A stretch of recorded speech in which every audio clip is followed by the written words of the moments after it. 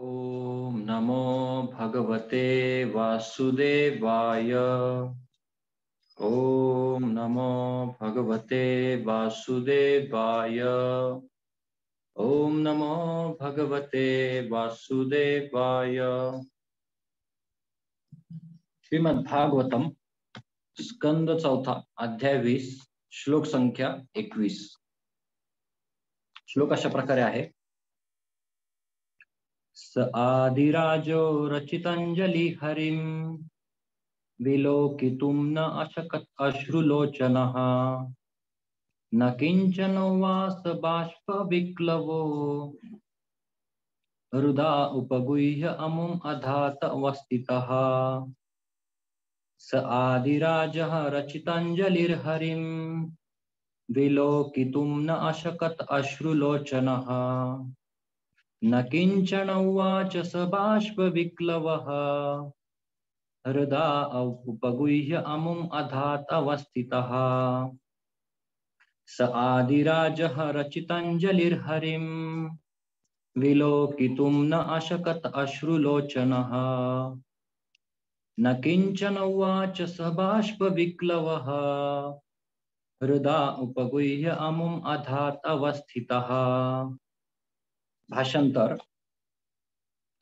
आदिराजा पृथू महाराजांचे नेत्र अश्रूंनी भरून आले आणि कंठ सद्गदित होऊन रुद्ध झाला।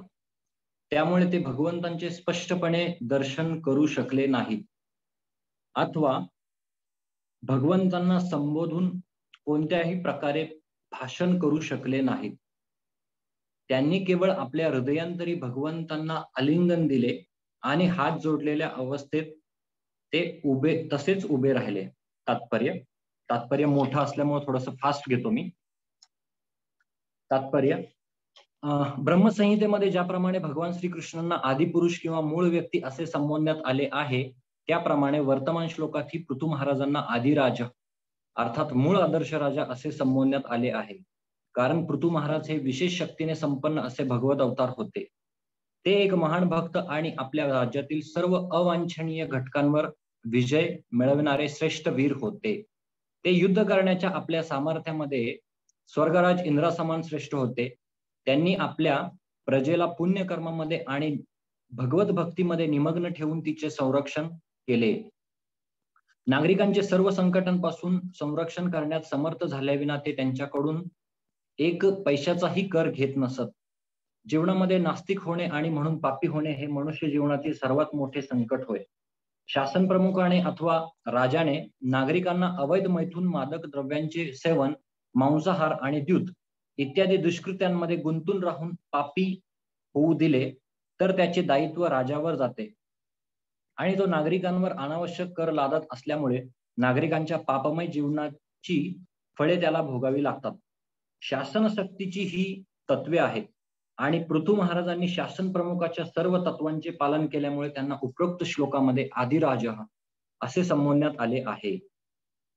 स्वतःवरील उत्तरदायित्वाची योग्य जाणीव असलेला पृथू महाराजांसारखा सम्राट ही उत्तम श्रेणीचा शुद्ध भक्त होऊ शकतो। पृथू महाराजांच्या वर्तनातून आपण ते विशुद्ध भक्तिमय सेवेमध्ये कशा प्रकारे अंतर्बाह्य परमानंदमय झाले हे स्पष्टपणे पाहू शकतो। आजच आपण मुंबईच्या वर्तमानपत्रांमध्ये, आज नाहीये, प्रभुपाद त्यावेळेसचे सांगतात, शासन आता मद्यपानासंबंधी निषेधात्मक नियम मागे घेणार आहे। गांधीजींच्या असहकार चळवळीपासून मुंबई मद्यमुक्त ठेवण्यात आली होती आणि तिने आपल्या नागरिकांना मद्यपान करण्याची अनुमती दिलेली नव्हती। मात्र दुर्दैवाने नागरिक इतके चाणाक्ष झालेले आहेत की त्यांनी अवैध मद्य निर्मिती वाढवलेली आहे आणि हे मद्य जरी उघडपणे दुकानांतून विकले जात नसले तरीही ते सार्वजनिक शौचालयांतून आणि तशाच इतर विकृत स्थानांमधून विकले जात आहे। अशा प्रकारचा अवैध चोरटेपणा थांबवण्यात अपयशी ठरलेल्या शासनाने स्वतःच अल्प मूल्यात मद्य निर्मिती करण्याचे ठरविले आहे, जेणेकरून लोकांना सार्वजनिक शौचालयांतून मद्य विक्री करावी लागणार नाही आणि सरळ शासनाकडूनच त्यांना मद्याचा पुरवठा होऊ शकेल।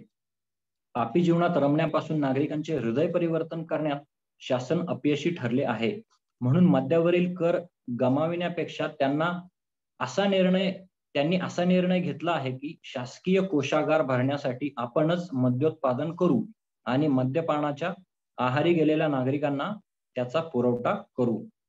अशा प्रकारे शासन पापमय जीवनाची फलनिष्पत्ती असणाऱ्या युद्ध, संसर्गजन्य साथीचे रोग, दुष्काळ, भूकंप आणि यांसारख्या इतर संकटांना प्रतिबंध करू शकत नाहीत. प्रकृतीचा नियम असा आहे की ज्या क्षणी भगवंतांनी बनवलेल्या नियमांमध्ये विसंगती निर्माण होते, ज्याला भगवद्गीतेमध्ये धर्मस्य ग्लानी असे संबोधले आहे, अर्थात निसर्गाच्या किंवा भगवंतांच्या नियमांचे उल्लंघन करणे असे केलेले आहे, तत्क्षणी अचानक उद्भवणाऱ्या युद्धाच्या रूपाने सर्वांना कठोर दंड दिला जातो. आपण अलीकडेच भारत आणि पाकिस्तान यांच्यामधील युद्धाचा अनुभव घेतलेला आहे. अवघ्या 14 दिवसातच अपार मनुष्यहानी आणि वित्तहानीही झालेली आहे. तसेच संपूर्ण जगभरात उत्पात माजलेला आढळला आहे. ही सर्व पापी जीवनाची फले आहेत.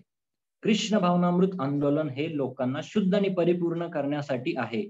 भागवतात वर्णिल्याप्रमाणे नष्टप्रायेषु अभद्रेषु कृष्ण भावनेच्या विकासाने आपले आंशिक शुद्धीकरण झाले तरीही काम आणि लोभ या आपल्याला जडलेल्या भौतिक व्याधी क्षीण होतील. भागवतातील शुद्ध संदेशाचा अथवा कृष्ण भावनेचा सर्वत्र प्रचार करून भवरोग नष्ट करणे शक्य आहे. मोठमोठ्या व्यापारी आणि औद्योगिक संस्थांनी संरक्षण विभागास अनुदान म्हणून लक्षावधी रुपये दिलेले आहेत आणि हा विभाग तर स्फोटक द्रव्यांच्या रूपाने हे सर्व धन जाळून टाकतो. तथापि दुर्दैव असे की या संस्थांना कृष्ण भावनेच्या प्रचारासाठी म्हणून सरळ हस्ते धनदान करा अशी विनंती केली जाते, तेव्हा अर्थसहाय्य करण्यास त्या नकार देतात. प्राप्त परिस्थितीत संपूर्ण जगाला ठराविक कालांतराने असंतोष आणि युद्धाच्या उद्रेकाला वारंवार तोंड द्यावे लागेल, कारण कृष्ण भावनेच्या अभावामुळे असे उद्रेक उद्भवतात. ओम अज्ञानतिमिरन्धस्य ज्ञानाञ्जनशलाकया चक्षुरुन्मीलितं येन तस्मै श्री गुरुवे नमः. श्री चैतन्य मनोभीष्टं स्थापितं येन भूतले स्वयं रूपः कदा मह्यं ददाति स्वपदान्तिकं. वन्देऽहं श्रीगुरोः श्रीयुतः पदकमलं श्रीगुरून् वैष्णवांश्च श्रीरूपं साग्रजातं सहगण रघुनाथान्वितं तं सजीवं साद्वैतं सावधूतं परिजनसहितं कृष्ण चैतन्य देवं श्री राधा कृष्ण पदान् सहगण ललिता श्री विशाखान्वितांश्च. नमो विष्णुपदाय कृष्णप्रेष्ठाय भूतले श्रीमते भक्तिवेदांत स्वामिन् इति नामिने. नमस्ते सरस्वती देवे गौरवाणी प्रचारिणे निर्विशेष शून्यवादी पाश्चात्य देशतारिणे. वाञ्छाकल्पतरुभ्यश्च कृपा सिन्धुभ्य एव च पतितानां पावनेभ्यो वैष्णवेभ्यो नमो नमः. जय श्री कृष्ण चैतन्य प्रभु नित्यानंद श्री अद्वैत गदाधर श्रीवासादि गौर भक्त वृंद. हरे कृष्णा कृष्ण कृष्णा हरे हरे, हरे राम राम राम हरे हरे. मुखं करोति वाचालं पंगुं लंघयते गिरिं यत्कृपातमहं वन्दे श्री गुरुदीनतारिणं श्री चैतन्य ईश्वरं परमानंद माधव. हरे कृष्णा. तर उपस्थित सर्व भक्तांचं आजच्या दैनंदिन आपल्या भागवत चर्चेमध्ये स्वागत आहे. तर आपण 20वा अध्याय पाहत आहोत, ज्याचं शीर्षक आहे पृथुयज्ञात भगवान विष्णूंचे प्रकटन.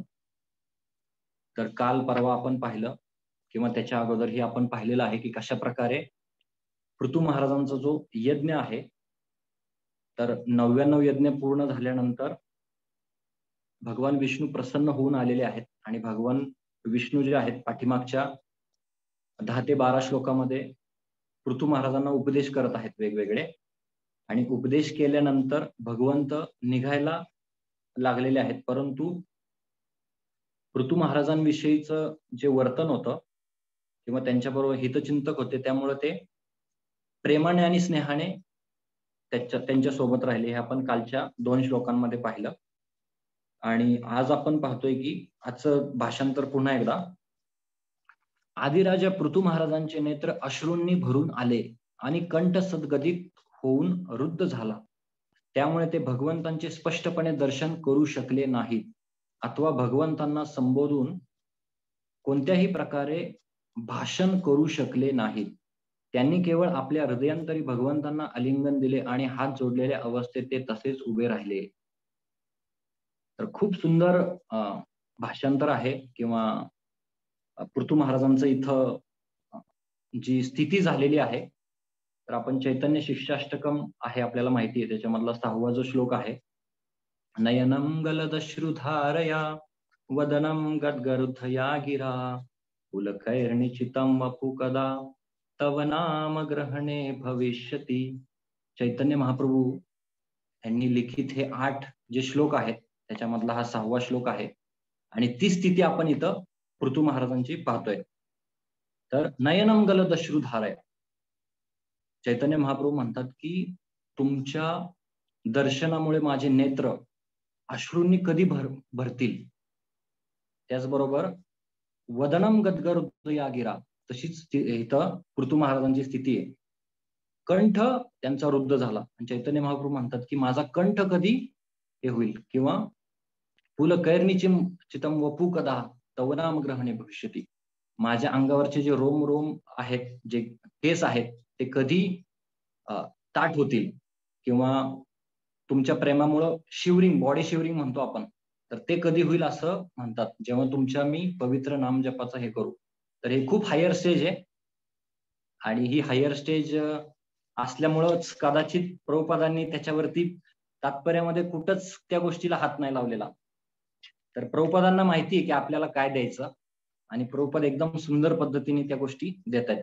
तर आता भाषांतर जर पाहिलं तर तात्पर्यामध्ये ह्या गोष्टी नको पाहिजे होत्या असं आपल्याला कदाचित वाटेल, किंवा मला वाटलं होतं. परंतु थोडासा विचार केला, अरे बापरे, म्हणलं आपल्या जीवनामध्ये दुःख आलं तरी अश्रू येत नाहीत, एवढं आपलं जड आणि पाषाण हृदय झालेलं आहे. तर भगवंतांच्या प्रेमामध्ये कधी आपल्या जीवनामध्ये असं हे होईल. तर आपण 84 लाख योनीमधून फिरतोय आणि त्याच्यामध्ये जन्म, मृत्यू, जरा, व्याधी ह्याच्या फेऱ्यामध्ये आपण अडकलोय, तरी सुद्धा आपल्याला जाणीव होत नाहीये की आपण खरंच दुःखामध्ये आहे. आणि आपण म्हणजे मी हे माझ्यासाठी आहे की भोग आणि त्याग ह्या गोष्टीमध्ये आपण लागलेलो आहोत. परंतु इथं पृथू महाराजांची स्थिती आपण पाहू शकतो. तर आपण एक जे आयडियल आपलं जे जीवनाचं ध्येय आहे ते हे ठेवलं पाहिजे आपण. जसं म्हणतात की भगवंतांना दुसऱ्या कुठल्या गोष्टीची अपेक्षा नाहीये. भगवंतांना पत्रम पुष्पम फलम तोयम, एवढ्या गोष्टी प्रेमाने दिल्या तर भगवंत ते स्वीकार करतात. तर तसंच इथं पत्रम पुष्पम फलम तोयम, जे पाणी आहे ते एक शुद्ध भक्ताच्या डोळ्यातलं जे आनंद अश्रू आहे, प्रेमांजन छुरित भक्ती विलोचनेनं, तर भगवंत त्यांनी संतुष्ट होतात. आणि तेच इथं आपण इथं पाहतोय की बाकी काही भगवंतांना गरज नाहीये. भगवंत म्हणत नाहीत की मला तू अशा प्रकारेच दिलं पाहिजे, हेच दिलं पाहिजे, तेच दिलं पाहिजे, कुठल्या अटी नाहीयेत. तू जे जे काही देशील, एखादं पान, फूल, फळ, हे प्रेमाने मला दे, मी त्यांनी त्याचा आनंदाने स्वीकार करतो, असं भगवंत म्हणतात. त्यामुळे भक्ती ही अवघड पण नाहीये आणि सोपी पण नाहीये. अवघड का नाहीये, तर ह्या छोट्या छोट्याच्या गोष्टी कोणी पण देऊ शकतं. आणि सोपी का नाहीये, तर प्रेमभाव विकसित झाला पाहिजे, प्रेमाने दिलं पाहिजे आपल्याला. जेव्हा आपण एखादी गोष्ट भगवंतांना देण्याचा विचार करतो, तेव्हा आपलं जे काही गोष्टी आपल्या हृदयात असतात, काही अशा अवांछनीय गोष्टी असतात, की त्याच्यामध्ये आपल्याला देण्याची नाही तर घेण्याची सवय लागलेली असते. आणि त्यामुळं हा जो भाव असतो, तो तोच असतो.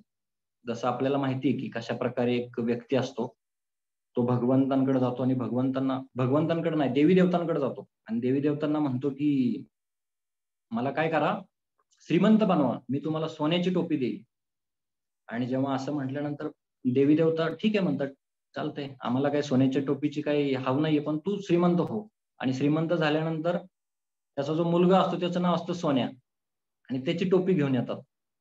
तर अशी फसवणूक चालली आहे, जे उपासना कांड म्हणतो आपण त्याच्यामध्ये. परंतु भगवंत इथं कुठल्याही प्रकारे कुठल्याही गोष्टीची एका भक्ताकडून कामना करत नाहीत. भगवंत काय म्हणतात, तुझं फक्त मला मन दे, मनमना भाव मत भक्तो मद्याजी माम नमस्करू. आणि पृथू महाराजांची स्थिती एवढ्या सुंदर पद्धतीने त्यांनी जे उपदेश आहेत ते ऐकले आणि त्याच्या अगोदर सुद्धा यज्ञ थांबवला इव्हन पृथू महाराज असं म्हणू शकले असते, आपल्यासारखे जर व्यक्ती तिथं असते तर म्हणू शकले असते, अरे मी तर माझ्या समाजासाठी सगळं काही करतोय, सकाम कर्म, बरोबर. इथं माझा कुठलाच काही स्वार्थ नाहीये. तर मी यज्ञ का बंद करायचा? मला तर सेंच्युरी पूर्ण केलीच पाहिजे. परंतु सेंच्युरी पण पूर्ण नाही केली, 99 नॉट आउट, आणि त्याच्यानंतर सुद्धा हे उपदेश ऐकून घ्यायचे, आणि हे उपदेश ऐकल्यानंतरची जी स्थिती आता बघतोय आपण, की बऱ्याच वेळा आपण आपल्या स्थितीनुसार काही निर्णय घेत असतो. परंतु जे वरिष्ठ असतात, भगवंतांचे गुरु असतात, ते गुरु साधुशास्त्र ह्याच्याप्रमाणे जर आपण गेलो तर ही स्थिती आपल्याला नक्की प्राप्त होऊ शकते. तर आपण तात्पर्यामध्ये येऊयात. प्रभुपाद 4 पॅराग्राफचं हे तात्पर्य लिहितात.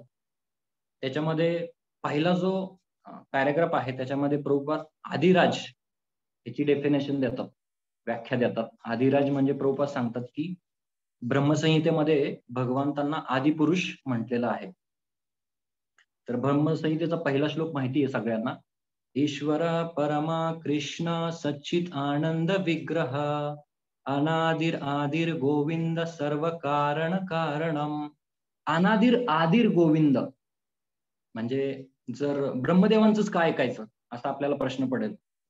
तर आपल्याला माहिती आहे की आपले वडील, आपल्या वडिलांचे वडील म्हणजे आजोबा, आपले पणजोबा, त्याच्यानंतर काय म्हणतात सुपर खापर पणजोबा, कृष्णानंद प्रभू सांगतात. असं जर आपण गेलो तर एक व्यक्ती येईल जो सगळ्यांचा पिता आहे, ते म्हणजे ब्रह्माजी, पहिले जीव. ऑफकोर्स भगवंतांकडून त्यांना शक्ती भेटते.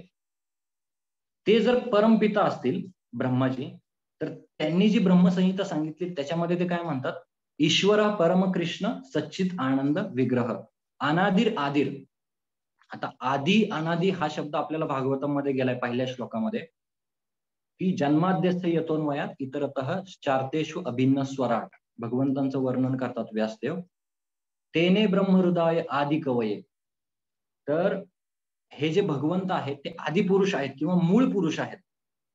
त्याचं वर्णन ब्रह्मसंहितेमध्ये दिलंय. आणि त्याच प्रकारचं वर्णन आता जे आदिराज हा शब्द वापरलेला आहे तो म्हणजे पृथू महाराजांना. आणि पृथू महाराजांना इथं मूळ आदर्श राजा हे प्रभुपाद सांगतायत. म्हणजे जो रूट म्हणतो आपण कुठल्याही गोष्टीचं मूळ, तर मूळ हे कोण आहे? आदर्श राजा. आजकाल समाजामध्ये आदर्श मित्र मंडळ असतात. माझ्या काही परिचित काही मित्र आहेत, तर त्यांच्यामध्ये त्यांच्या मंडळाचं नाव आहे आदर्श मित्र मंडळ. आदर्श नावाची कुठंच त्याच्यामध्ये हे नाहीये, परंतु आदर्श मित्र मंडळ. परंतु मूळ आदर्श राजा कसा असावा हे आपण पृथू महाराजांकडून शिकू शकतो. तर काही प्रभुपादांनी मुद्दे दिलेले आहेत, ते मुद्दे आपण पाहूयात, जेणेकरून आदिराज हा शब्द पृथू महाराजांना कशा पद्धतीने योग्य आहे ते आपण इथं पाहूयात. पहिली गोष्ट सांगतात प्रभुपाद, का संबोधलेलं आहे असं, तर पृथू महाराज हे विशेष शक्तीने संपन्न असे भगवत अवतार होते. आपल्याला माहिती आहे पृथू महाराज कोण आहेत? शक्त्यावेश अवतार आहेत. शक्त्यावेश म्हणजे काय? विशिष्ट काही शक्ती असतात त्या भगवंतांनी प्रदान केलेल्या असतात आणि त्यामुळे ते भगवत अवतार आहेत. दुसरी गोष्ट, ते एक महान भक्त आणि आपल्या राज्यातील सर्व अवांछनीय घटकांवर विजय मिळवणारे श्रेष्ठ वीर होते. राजा असणं चांगलं आहे, त्याचबरोबर महान भक्त असणं आणि अवांछनीय घटकांवर विजय मिळवणार. अवांछनीय म्हणजे काय? आपण बघतो जे धर्माविरुद्ध आहे किंवा ज्याची वांछा म्हणजे इच्छा सुद्धा आपण करू शकली नाही केली पाहिजे, अशा काही गोष्टी घडतात. परंतु त्याच्यावरती विजय मिळवण्यासाठी जे पृथू महाराज होते ते श्रेष्ठ होते किंवा वीर होते असं सांगितलं इथं. ते युद्ध करण्याच्या आपल्या सामर्थ्यामध्ये स्वर्गराज इंद्रासमान श्रेष्ठ होते. तर आपल्याला माहिती की कशा प्रकारे इंद्रप्रभूंनी संन्यासाचा वेश धारण करून आपल्या पुढे जाईल म्हणून घोडा चोरत होते. तर इथं प्रभुपादांनी इंद्रासमान त्यांची तुलना केलेली आहे. पुढे सांगतात की आपल्या प्रजेला पुण्यकर्मामध्ये आणि भगवत भक्तीमध्ये निमग्न ठेवून तिचे रक्षण केले, हे खूप महत्वाचं आहे. जर आपल्याकडे कुठली सत्ता आली तर आपल्या अंडर जे लोक आहेत त्यांना भगवत भक्तीमध्ये संलग्न करणं, तर हे किती महत्वाचं आहे आणि ते इथं पृथू महाराजांनी करून दाखवलं. एवढंच नाही, तर जोपर्यंत नागरिकांचं सगळ्या संकटांपासून संरक्षण होत नाही तोपर्यंत कर घ्यायचा नाही, नो टॅक्स. तर हे खूप महत्वाचं आहे इथं. आजकाल आपण पाहतो एक्झॅक्टली रिव्हर्स कंडिशन आहे. कुठल्याही प्रकारचं संकटांपासून रक्षा करत नाहीत आजकालचे तथाकथित राजकारणी, परंतु कर गोळा करण्यामध्ये माहिर आहेत. मग त्याच्यामध्ये जीएसटी असेल, वेगवेगळे कर असेल, असे काही कर आहेत की जे कळणार पण नाही सामान्य मनुष्याला आणि ते इथं घेताना दिसतात. परंतु पृथ्वी महाराज जोपर्यंत प्रॉब्लेम सॉल्व्ह होत नाही तोपर्यंत टॅक्स त्यांच्याकडून कलेक्ट करत नव्हते. अजून एक सांगतात की ह्या जगामध्ये सगळ्यात मोठं संकट काय? तर म्हणतात जीवनामध्ये नास्तिक होणे आणि म्हणून पापी होणे हे मनुष्य जीवनातील सर्वात मोठे संकट आहे. प्रभुपाद किती सुंदर हे तात्पर्य लिहिलंय. ऍक्च्युली मी पाठीमागच्याच वेळेस थोडासा विचार करत होतो ह्याच्यामध्ये की आजकाल शास्त्रामध्ये वेगवेगळ्या भविष्यवाणी येतात आणि भविष्यवाण्यामध्ये शास्त्रांमध्ये सांगून ठेवलंय की बाबा कलियुगाच्या शेवटी कल्की अवतार होणार आहे किंवा 5,000 वर्षापूर्वीच भगवान बुद्धांचं वर्णन प्रकट केलेलं होतं, भविष्यवाणी केली होती. परंतु 50-60 वर्षापूर्वी प्रभुपादांनी भविष्यवाणी केलेली आज ज्या जगामध्ये ज्या गोष्टी घडतात त्याची, तर आपण पाहू शकतो की हे तात्पर्य वाचलं आपण तर कशा पद्धतीने प्रभुपादांचा दृष्टिकोन जो होता, दूरदृष्टिकोन म्हणतो आपण, तो आपल्याला कळून येतो ह्याच्यामध्ये. मला वेगळी काहीच तयारी करायला नाही लागली, कारण का ह्याच्यामध्ये प्रभुपादांनी एवढं काही लिहून ठेवलंय की ते जरी वाचलं आपण तरी आपल्याला पुरेसं आहे. पुढे म्हणतात की हे जे 4 जे नियम आपण म्हणतो आपण, मांसाहार, नशापान, व्यभिचार, जुगार, तर ह्याच्यामध्ये जे लोक आहेत ते दुष्कृत्यामध्ये गुंतून पापी झालेले आहेत आणि अनावश्यक कर त्याच्यावर लाभल्यामुळे काय झालंय, जी पापमय जीवनाची फळं आहेत ती कोण भोगतंय, तर ही जी जनता आहे ती भोगतीये. परंतु असं आहे का जनताच भोगतीये? तर नाही. जनता जेवढं पाप करेल त्याच्या काही पर्सेंट, मला वाटते 1/6 जो पर्सेंट आहे तो राजाला सुद्धा भोगावा लागतो. परंतु पृथू महाराजांना ह्या सगळ्या गोष्टींची जाणीव असल्यामुळे ते अशा प्रकारे सुंदर ह्या 5-6 गोष्टी आपल्या ह्याच्यामध्ये जे तत्व आहे, ऍक्च्युली जे तत्व आहे त्या तत्वामध्ये बसून पृथू महाराज या गोष्टी करत आहेत आणि म्हणूनच प्रभुपाद त्यांना कोण म्हणतात? आदिराज. तर राजाने कसं असलं पाहिजे? आपल्याला फक्त म्हणजे आपण म्हणतो की आपलं जे रामराज्य यावं. रामराज्य यावं पण राम नकोय. बरोबर ना? म्हणजे भगवंत नकोय पण त्यांचं राज्य पाहिजे. तर अशा कधीच गोष्टी होणार नाहीत. जोपर्यंत भगवंत किंवा कृष्ण केंद्रित जीवन आपण जगणार नाही. प्रभुपाद एंड करतील ह्या तात्पर्याचा त्याच्या ह्यानीच, की जोपर्यंत राम असतील तरच रामराज्य शक्य आहे. Otherwise Ramrajya is not possible. तर हे प्रभुपादांना इथं सांगायचंय. दुसऱ्या याच्यामध्ये प्रभुपाद म्हणतात की जरी ते राजा असले, दुसऱ्या पॅराग्राफमध्ये जरी ते राजा असले तरी पण स्वतःच्या जीवनामध्ये पालन केलेलं आहे त्यांनी आणि स्वतःच्या जीवनामध्ये पालन करून मग इतरांना हे केलेलं आहे. जसं चैतन्य महाप्रभू म्हणतात की जन्म सार्थक करी कर परोपकार. आपण काय करतो?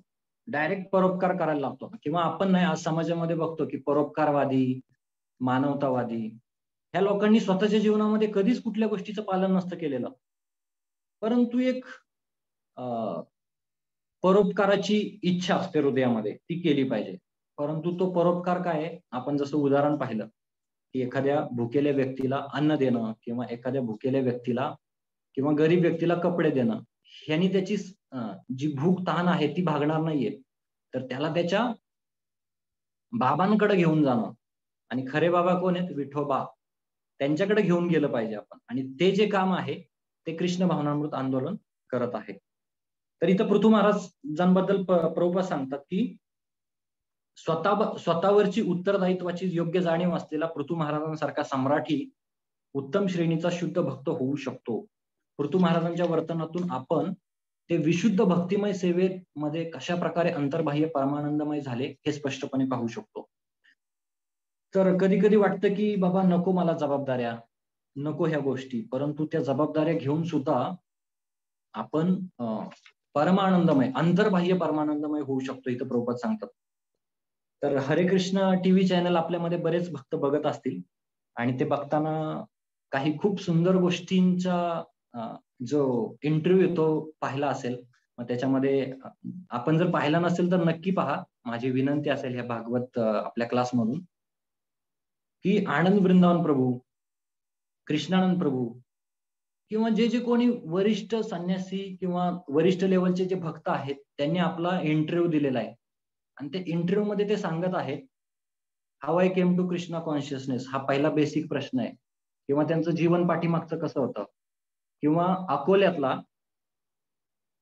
अभय देशमुख नावाचा मुलगा आज अटलांटामध्ये जाऊन आदी गदाधर प्रभू ह्या नावाने कॉंग्रिगेशन हेड आहे. हे कसं शक्य झालं? तर 12 वर्ष अकोल्यामध्ये राहणारा हा मुलगा जेव्हा मुंबईमध्ये गेला आणि मुंबईमध्ये गेल्यानंतर तिथं त्याला जे मेडिकलमध्ये ऍडमिशन घ्यावं लागलं. आणि तिथं जे मेडिकलमध्ये ऍडमिशन घेतल्यानंतर पहिला व्यक्ती भेटला ते म्हणजे युगावतार प्रभू, आपले युवराज भोसले प्रभू. त्यांचं मी कर्मी नाव मुद्दाम सांगतोय जेणेकरून काही जणांना कळेल. आणि जे युगावतार प्रभू आहे त्यांचा सुद्धा इंटरव्ह्यू आपण पाहू शकतो. खूप सुंदर आहे. म्हणजे आपण इथं पृथू महाराज किंवा हे जे बघतोय आपण, परंतु ही जी लोक आहेत आजकालची किंवा हे आदी गदाधर प्रभू जेव्हा गेले जे मेडिकलमध्ये ऍडमिशन घेतलं, तेव्हा तिथं काही लोकांनी भीती घातली त्यांना, की तुमचा मुलगा आलाय अकोल्यामधून किंवा एका असा रुरल एरियामधून आलाय, तर इथं आल्यानंतर अशी परिस्थिती इथली, की इथं एवढा स्ट्रेस असतो अभ्यासाचा डॉक्टर ह्याच्यामध्ये, की बऱ्याच मुलांनी आत्महत्या केलेली आहे. तर तुम्ही काय करा, तुमच्या मुलाला व्यवस्थित एक मार्गदर्शन करा, थोडासा अध्यात्माचा वारसा द्या. आणि त्यांचे आई वडील डॉक्टर असल्यामुळे ते पण आध्यात्मिक होते. आणि त्या ह्याच्यातून त्यांनी जे युगावतार प्रभू आहेत त्यांनी त्यांची भेट घालून दिली गौरगोपाल प्रभूजींशी 98-2000 मध्ये. आणि गौरगोपाल प्रभू काही दिवस प्रीचिंग केलं, तेव्हा यांनी 2 माळा चालू केल्या. आणि मग हळूहळू 2 माळा संपल्यानंतर परत चढ उतार येतात. परत बाकीचे मित्र भेटले. ते म्हणले, "अरे कशाला तू हे हरे कृष्ण करतोय? ह्याच्यापेक्षा तू आपलं बघ इकडं जीवन जग, काहीतरी जीवनामध्ये पाहिजे एन्जॉयमेंट." परत त्यांनी सोडलं. परंतु गौरगोपाल प्रभू गेल्यानंतर काही दिवसानंतर गौरांग प्रभू तिथं आले. मग गौरांग प्रभूंनी त्यांना प्रीचिंग चालू केलं. आणि गौरांग प्रभूंनी खूप प्रेमपूर्वक त्यांना हे केलं. ते सांगत होते, की म्हणले जे सकाळी 4 ते 7 या ब्रह्ममुहूर्ताच्या वेळेमध्ये जे 16 काय 20-25 जे काही माळा करतील जी मुलं, यंग मुलं त्यावेळेस, त्यांना गरम-गरम दूध गौरांग प्रभू देत होते. आणि जे युगावतार प्रभू आहेत ते त्यांच्या जेवणाची सोय करत होते. तर ह्या सगळ्या गोष्टी ज्या आहेत, आदी गदाधर प्रभू जे आहेत, इव्हन मी असं ऐकलंय की अमरेंद्र प्रभूंचे मेंटर आहेत ते, असं पाहायला गेलं तर अटलांटामध्ये. तर हा व्यक्ती, एक अकोल्यातला व्यक्ती काय करू नाही शकत, जर त्याच्यावरती गुरु आणि गौरांगांची तर कृपा झालीच आहे, पण त्याचबरोबर जे आपल्या सभोवतालचे जे कोणी साधू आहेत, साधू संघ जे म्हणतो आपण, गौरगोपाल प्रभू असतील, युगावतार प्रभू असतील किंवा गौरांग प्रभू असतील, ह्यांचा साधू संघ भेटल्यानंतर ते किती गोष्टी शुद्ध करू लागले, म्हणजे नाही का ते आपण इथं पाहू शकतो. परत पुढं जो तिसरा पॅराग्राफ आहे त्याच्यामध्ये प्रभुपाद म्हणतात, की आजच आपण मुंबईच्या वर्तमानपत्रामध्ये पाहिले, की शासन आता मद्यपानासंबंधी निषेधात्मक नियम मागे घेणार आहे. तर आता एखाद्याला वाटेल, की अरे बापरे, प्रभुपाद पण पेपर वाचतात की काय? तर पेपर वाचला नाही पाहिजे, पेपर चाळला पाहिजे. आपल्या अवतीभोवती काय होतंय, काय नाही ह्याची माहिती पाहिजे. किंवा टाइम, प्लेस, सर्कमस्टन्सेस या गोष्टी आपण केल्या पाहिजेत. आपल्या आजूबाजूला काय गोष्टी घडतायत. तर ही जी गोष्ट होती किंवा त्याच्यामधून राजहंसासारखं आपल्याला जी गोष्ट पाहिजे तीच आपण घेतली पाहिजे. जसं बऱ्याच गोष्टी असतील त्या न्यूजपेपरमध्ये. प्रभुपादांनी हे तात्पर्य मुंबईमध्ये लिहिलेलं आहे. हे ह्याच्यावरून कळतंय. प्रभुपादांनी तिथं वर्तमानपत्राचा दाखला देतात. आणि प्रभुपाद सांगतात, की आता शासन जे गांधीजींच्या असहकार जी चळवळ होती, त्याच्यामध्ये मुंबई जी आहे ती मद्यमुक्त ठेवली होती. परंतु ती आता काय केलेल, ते नियम शिथिल करण्यात येणार आहेत. हे प्रभुपाद इथं सांगतायत. तर हे आजकालची स्थिती आपण पाहू शकतो ह्याच्याशी. जेव्हा लॉकडाऊन होतं, पहिली मंदिरं बंद करा. जेव्हा लॉकडाऊन ओपन होतं, तेव्हा पहिली दारूची दुकानं उघडा. हाच प्रकार इथं दिसतोय आज, की जर काय म्हणतात, अर्थव्यवस्था जर कोलमडायची नसेल, तर कुणाला तरी कोलमडलं पाहिजे. आणि कोलमडणारे व्यक्ती कोण आहेत? जे दारू पितात ते कुठंतरी कोलमडणार आहेत. बरोबर ना? आणि त्याच गोष्टी इथं आपण पाहतोय, की कशा पद्धतीने त्यावेळेस सुद्धा जे गांधीजींच्या काळामध्ये जे असहकार चळवळीमध्ये काही नियम लावले होते, मुंबईला मद्यमुक्त करण्यासाठी, ते पुन्हा एकदा चालू केलेले आहेत. आणि मी एक ही गोष्ट थोडंसं एक्सटेंड होईल, प्लीज फॉरगिव्ह मी. तर एक स्टोरी सांगत होते एक भक्त, की म्हणले एका गावामध्ये दारूबंदी केली. तर जास्त दारू पित होते, त्यामुळे त्या गावामध्ये लोक जास्त मरण पावत होते, त्यामुळे दारूबंदी केली. त्यांचा रेट काय असेल, की डेथ रेट ज्या दिवशी दारू चालू आहे त्या दिवशी अंदाजे दिवसाला किंवा महिन्याला एक 10-12 लोक मरत होते. दारू बंद केली. दारू बंद केल्यानंतर त्यांना जाणवायला लागलं, की आता तर महिन्याला 20-25 लोक मरायला लागलेत. तर का मरायला लागले? तर ज्या गावामध्ये दारू बंद केली, तिथून ज्यांना तलप आहे, तलप म्हणतो आपण, ज्यांना बाबा त्याचं व्यसन लागलेलं आहे, ते तिथून 10-20 किलोमीटर दुसऱ्या गावामध्ये जायला लागले आणि तिथून दारू पिऊन जे ट्रॅव्हलिंग वगैरे करत होते, त्याच्यामध्ये त्यांचा ॲक्सिडेंटमध्ये वगैरे मृत्यू व्हायला लागला. तर ही खूप हास्यास्पद गोष्ट आहे, की कलियुगामध्ये मटेरियल प्रॉब्लेमला मटेरियल सोल्युशन कधीच काम करत नाहीत. त्यामुळं परिवर्तन जर कुठं करायचं असेल तर हृदयामध्ये केलं पाहिजे. आणि प्रभुपाद विशेष करून तोच मुद्दा ह्या तिसऱ्या तात्पर्यामध्ये देतात. पापी जीवनात रमण्यापासून नागरिकांचे हृदय परिवर्तन करण्यास शासन अपयशी ठरले आहे. तर हृदय परिवर्तन हा खूप छोटा शब्द आहे. बरोबर ना? वाचायला, पाहायला, बोलायला खूप छोटा शब्द आहे. परंतु त्याच्या मागची डेप्थ एवढी आहे, हृदय परिवर्तन. आपण पाहू शकतो की आपल्या जीवनामध्ये आपण भक्तीमध्ये येण्या अगोदर किंवा कुठलीही गोष्ट आपल्या जीवनामध्ये आपण करताना आपण कुठल्या भावनेने करत होतो आणि आता आपण ती गोष्ट कुठल्या भावनेने करतोय किंवा अजून ह्याच्यामध्ये किती आपल्याला प्युरिफिकेशन करायचंय, आपल्या हृदयामध्ये आपल्याला किती परिवर्तन करायचंय, हे ह्या गोष्टीमधून कळतंय, की जर आपण कुठलीही गोष्ट जर मनापासून जर ठरवली किंवा हृदयामधून जर ठरवली तर ती शक्य आहे. असं नाही की ती शक्य नाहीये. परंतु जसं रूप गोस्वामी म्हणतात उपदेशामृतमध्ये, की सगळ्यात मेन प्रॉब्लेम काय आहे? तर मनामध्ये आहे. त्यामुळं काय आहे, मन किंवा मानसिक जो भाव आहे आपला, तो कधीही आपण व्यवस्थित केला पाहिजे. जसं त्याच्यामध्ये एक स्टेटमेंट आहे मला ते ते स्टेटमेंट अशा पद्धतीचं आहे, आध्यात्मिक प्रगती करण्यासाठी मनुष्याचा जो मनोभाव असतो ना, तो जास्त त्याला प्रगतीकडे नेत असतो. मनोभाव म्हणजे काय म्हणू शकतो आपण? त्याचं मेंटल जी स्थिती आहे ती. जर मंदिरात पण येतोय, परंतु मेंटल स्थिती काहीतरी वेगळीच आहे. त्या स्थितीने जर मंदिरात येतोय, तर त्याचा काही लाभ होणार नाही. परंतु ॲक्चुअल जे मूड मंदिरातला जो आहे किंवा कुठल्याही क्षेत्रामध्ये घ्या. एखादा राजकारणी असेल, तो ॲक्चुअल मूड काय आहे राजकारण्यांचा किंवा त्यांनी देशाची सेवा केली पाहिजे. त्या मूडनुसार जर तो करू शकत नाही, तर हृदय परिवर्तन लोकांचं कधीच शक्य नाहीये. त्यामुळे हृदय परिवर्तन जर खरं कोणी केलं असेल, तर ते श्रील प्रभुपादांनी केलं. आणि श्रील प्रभुपादांनी कसं केलं, तर एकदम गलिच्छ मधील गलिच्छ लोक होते. जे आपण तिकडे पाहतो. आता त्यांना गलिच्छ नाही म्हणून चालणार. आता आपण गलिच्छ झालोय. तर अशा ठिकाणी जाऊन प्रभुपादांनी टॉम्किन स्क्वेअर पार्कमध्ये हरे कृष्ण कीर्तन चालू केलं आणि त्या कीर्तनाने हृदय परिवर्तन व्हायला लागलं. कारण का प्रभुपादांना माहिती आहे, की हृदय परिवर्तनाची कला काय आहे? तर प्रत्येकाच्या हृदयामध्ये ते खूप सुंदर प्रभुपादांचे शिष्य आहेत आणि त्यांनी प्रभुपादांवरती अष्टकम लिहिलेलं आहे.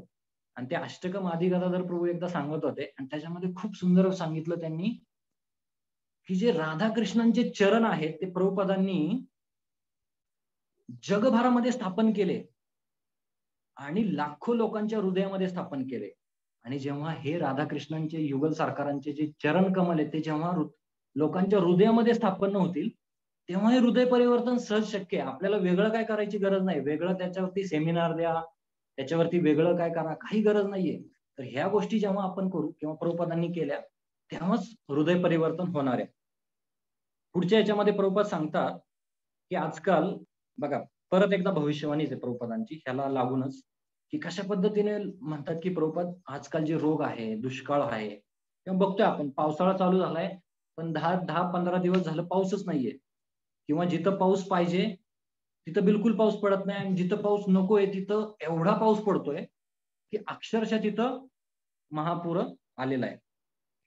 आणि ही धर्मस्य ग्लानी ह्या प्रभुपाद सिंपल सांगतात, की प्रकृतीचा नियम आहे. जसे कराल तसे भराल. जसा अ, जसं इथं काय सांगतात, धर्मावरती ग्लानी किंवा निसर्गाच्या नियमांचं त्यांनी उल्लंघन केलेलं आहे. आणि निसर्गाचाच, प्रकृतीचाच नियम आहे. जे प्रकृतीचा नियम आहे तो काय आहे, जे बाबा प्रकृतीचा गैरवापर केला, निसर्गाचा गैरवापर केला, तर आपला सुद्धा प्रकृती तशाच पद्धतीने गैरवापर करणार आहे. आणि आपण बघतोय आज युद्धाची स्थिती इथं प्रभुपाद सांगतात, परंतु ही काही युद्धापेक्षा कमी स्थिती आहे का? किती लोक मारले गेलेले आहेत मागच्या 1.5-2 वर्षामध्ये आपण पाहू शकतो. की युद्धापेक्षा काही वेगळी स्थिती नाहीये. त्यामुळं गरज नाही की युद्धच झालं पाहिजे मृत्यू होण्यासाठी. तर ह्या ज्या काही घटना घडतात अशा, नेपाळमध्ये काही वर्षापूर्वी अ, काय घडलेलं होतं, पशुहत्या झालेली होती आणि त्यानंतर पाहतो आपण नेपाळमध्ये कशाप्रकारे पूर आला होता, भूकंप आला होता आणि बरेच लोक दगावले होते. तर हा साधा सिंपल फॉर्म्युला आहे, जसं कराल तसं भराल. त्यामुळं प्रभुपाद इथं पाकिस्तान आणि भारत ह्याच्यामध्ये 1971 साली जे युद्ध झालं, त्याच्याबद्दल पण प्रभुपाद जातात, की त्याच्यामध्ये किती मनुष्य आणि वित्तहानी झाली. तर तेव्हा जेव्हा मी हा रेफरन्स पाहत होतो, तेव्हा एक अभिमानाने आपलं हे झालं, की बांगलादेशचा जन्म झाला हे 1971च्या युद्धामधून आणि 14 दिवस हे युद्ध चाललं होतं. जेव्हा पाहतो, की 120 तुकड्या आपल्या होत्या राजस्थानमध्ये, जैसलमेर या ठिकाणी. 120 जे आर्मी होते त्याची एक तुकडी होती आणि तिकडून पाकिस्तानकडून 3,000 तुकडींचं सैन्य जे आलं होतं आणि त्यांनी आक्रमण केलं होतं. आणि जे दिलीप सिंग होते, जे मेजर दिलीप सिंग, त्यांनी रात्रभर कसं तरी युद्ध केलं आणि पुढे 13-14 दिवस हे युद्ध चाललं आणि अक्षरशः एवढी दाणादाण झाली. आता पाकिस्तानमध्ये काही एवढा दम नाही, परंतु अमेरिकेने त्याला सपोर्ट केला होता त्यावेळेस. आणि भारताला मग त्यावेळेस जेव्हा अमेरिकेने सपोर्ट केला, तेव्हा रूस, रशिया हे जी राष्ट्र आहेत त्यांनी भारताला सपोर्ट केला. आणि त्यामुळं एक अशी परिस्थिती झाली, की शेवट याचा खूप सुंदर आहे. हे तुम्ही थोडंसं पाहू शकता याचा, की अभिमान वाटतो आपल्याला. 93,000 सैनिक होते पाकिस्तानचे. ते समर्पण झालं होतं. म्हणजे गिनीज बुकमध्ये रेकॉर्ड आहे याचं, की एवढ्या मोठ्या प्रकारे जे सैनिक आहेत ते आत्मसमर्पण करतायत. कोणापुढं? भारतापुढं. तर तेव्हा अशा काही गोष्टी घडलेल्या आहेत. तेव्हा काहीतरी 3,800-4,000 पर्यंत दोन्ही देशाचे सैनिक मारले गेलेले होते. पण प्रभुपाद याला खूप सुंदर काही गोष्टी सांगतायत, की ही जे काही गोष्टी घडतायत आजूबाजूला आपल्या, त्याला सोल्युशन एकच आहे. कृष्ण भावनामृत आंदोलन. आणि आपण खूप म्हणजे खूप भाग्यवान आहेत. कधी-कधी आपल्याला कळणार पण नाही आपण किती भाग्यवान आहेत. परंतु प्रभुपादांच्या आंदोलनामध्ये आहोत आणि हे जागतिक लेव्हलच्या ज्या काही संस्था आहेत, त्या काय काय करतायत, की लक्षावधी रुपये खर्च करतायत किंवा संरक्षण विभागात वैष्णव प्रभू सांगत होते आपल्या अभ्यास वर्गामध्ये एका, की भारताचा 35 वर्ष भारत बसून खाईल, एवढं महिन्याभरामध्ये धुराडा करतात हे कोण? जे आपलं फोर्सवाले आहेत किंवा आर्मी लोक आहेत किंवा जे संरक्षण विभाग जो आहे आपला, त्याला त्याला कंट्रोल करण्यासाठी किंवा त्याला पालन-पोषण त्याचं व्यवस्थित करण्यासाठी मोठी-मोठी जेट विमानं किंवा अ, जी काही यंत्रसामुग्री असेल, गोळा बारूद जे काही असेल, ते हे करण्यासाठी एवढ्या मोठ्या ह्याचा धन जळून भस्मसात होतं. आणि तात्पर्यात प्रभुपाद सांगतात, की दुर्दैव म्हणतात, ह्या गोष्टी ज्या आहेत ना, त्या पण आम्ही करतोय. जे आर्मी आहेत ते काय करतायत, बाहेरून संरक्षण करतायत. परंतु जोपर्यंत हृदयातलं किंवा आंतरिक संरक्षण जोपर्यंत होणार नाही, तोपर्यंत ह्या वाईट भावना होणारच नाहीयेत. आणि असं नाही, की कृष्ण भावनामृत आंदोलन फक्त भारताचं हे करतंय. संपूर्ण जगामध्ये कृष्ण भावनामृत आंदोलन हृदयातून परिवर्तन करत आहे सगळ्या भक्तांचं किंवा लोकांचं. तर त्याला तुम्ही जास्तीत जास्त धन दिलं पाहिजे. म्हणून प्रभुपाद इथे एक खंत व्यक्त करतायत, की दुर्दैवाने आम्ही जेव्हा जातो अशा संस्थांकडं, की तुम्ही आम्हाला डोनेशन द्या, आम्ही ही कार्य करतोय. आम्ही मांसाहार करत नाही, नशापान करत नाही, जुगार, व्यभिचार ह्या गोष्टी करत नाही. ह्याच्या पापमध्ये पापवृत्ती आहेत ह्या. परंतु तेव्हा आम्हाला नाही म्हणता येते. परंतु जर ह्या गोष्टी सक्सेस करायच्या असतील, तर आपल्याला कृष्ण भावनामृत आंदोलन जे आहे ते केलं पाहिजे. आणि म्हणून प्रभुपाद येथे खूप सुंदर स्टेटमेंट देतात. भागवतातील शुद्ध संदेशांचा अथवा कृष्ण भावनेचा सर्वत्र प्रसार करूनच भवरोग नष्ट करणे शक्य आहे. त्यामुळे आपण असं नाही म्हटलं पाहिजे, "अरे बापरे! मी अजून काही शुद्ध नाहीये" किंवा "मला आजकाल काही गोष्टी जमत नाहीत, मला बोलता येत नाहीये किंवा मला अजून गुरूंनी माझ्या सांगितलेलं नाहीये. माझ्या आतून एक आवाज यायला पाहिजे, की तू बाबा जा प्रचार कर, तुझ्या आजूबाजूला सांग." नाही, तर हे आपण केलं पाहिजे. जोपर्यंत आपण करू शकत नाही ह्या गोष्टी, तोपर्यंत अवेअरनेस होणार नाही आणि लोकांचं हृदय परिवर्तन होणार नाही. आणि हृदय परिवर्तन नाही झालं, तर आपण बघतोय आज तमाशामध्ये काय होतंय. समाजामध्ये ह्याच गोष्टी घडतायत की वारंवार दुःख येतंय किंवा मोठमोठी रोगराई येते, युद्ध होत आहेत आणि ह्या गोष्टी होत राहणार आहेत. त्यामुळं जरी नित्यानंद प्रभूंचं आंदोलन असेल, जरी चैतन्य महाप्रभूंनी सांगितलं असेल की सगळ्या नगरानगरात माझा प्रचार होणार आहे, त्याच्यामध्ये आपण पण कुठंतरी एक खारीचा वाटा घेतला पाहिजे. कसा? पहिला आपल्या जीवनामध्ये आपण ते पालन केलं पाहिजे आणि मग प्रभुपादांना जे अपेक्षित आहे त्या प्रकारे आपण शहाणे करून सोडावे सकळ जन, असं एक संत म्हणतात. मला वाटतं तुकाराम महाराजच म्हणतात. तर ते आपण एक प्रामाणिक आपण प्रयत्न केला पाहिजे. त्याच्यामध्ये कुठल्याही प्रकारचा आपल्या हृदयामध्ये अनर्थ किंवा एक वेगळा मूड न करता आपण प्रामाणिक जे वरिष्ठ सांगतात त्या प्रकारे आपण हा प्रयत्न केला पाहिजे. हरे कृष्ण. माफ करा, थोडं जास्त वेळ बोललो, विषय थोडासा मोठा होता. हरे कृष्ण.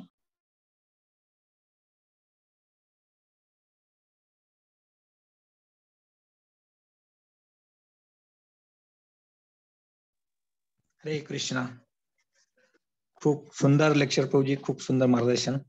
अगदी प्रभुपादांनी खरं तर तात्पर्य 4 पॅराग्राफचं तात्पर्य आहे, अगदी मोठं तात्पर्य आहे आणि या सर्व तात्पर्यातून अगदी हंसासारखे जे काही महत्वाचे पॉइंट्स आहेत ते तुम्ही आम्हाला सांगितले. त्यामध्ये सर्वात महत्वाचं की भगवंत कसे आदिपुरुष आहेत, मूळ पुरुष आहेत आणि जे पृथू महाराज आहेत ते कसे आदिराज आहेत, मूळ आदर्श आहेत आणि मूळ आदर्श राजाचे काय कर्तव्य आहेत. तसं त्याची जी तुम्ही तुलना जी भक्ताबरोबर केली की भक्ताने जर स्वतःवरचं उत्तरदायित्वाची त्याने जाणीव झाली तर तो उत्तम श्रेणीचा भक्त होऊ शकतो. तर ते तुम्ही सांगितलं आणि तसंच आता वर्तमान युगामध्ये जे काही घडतंय, जे काही भूकंप, कोरोना, हे जे काही गोष्टी घडतायत हे सर्व पापी जीवनाचे फळ आहेत आणि त्याच्याचसाठी प्रभुपादांनी आपल्याला कृष्ण भावनामृत आंदोलनाचं जे काही दिलंय, ज्याद्वारे लोकांचे शुद्धीकरण आणि ते परिपूर्ण होतील आणि त्यांना भक्ती मार्ग आणि या सर्व क्लेशातून ते वाचवू शकतील. आणि याचं कन्क्लुजन तुम्ही केलं की कशा प्रकारे आपल्याला कृष्ण भावनामृत आंदोलनामध्ये राहून आपली उत्तर प्रगती करायची आहे आणि हाच इतर सर्वांना सुद्धा याचा प्रचार आणि प्रसार करायचा आहे. अतिशय सुंदर प्रभूजी मार्गदर्शन केलं. प्रभूजींच्या मार्गदर्शनासाठी प्रभूजींना 3 वेळा हरिबोल म्हणून आपण धन्यवाद देऊया. हरिबोल म्हणून आपण धन्यवाद देऊया. हरी बोल. हरी बोल. हरी बोल. हरी बोल. हरी बोल. तर उद्या जे काही आहे, उद्या सकाळचं जपा सेशन, जपा टॉक जे आहे ते श्रीमान सतीर्थ प्रभू यांचं असेल आणि त्यानंतर आपलं भागवतम श्रीमान गंभीर कृष्ण प्रभू आपल्याला देतील. कुणाला काही आजच्या विषयासंबंधी काही प्रश्न, टीका टिप्पणी असेल तर प्रभूंना विचारू शकता. हरे कृष्ण.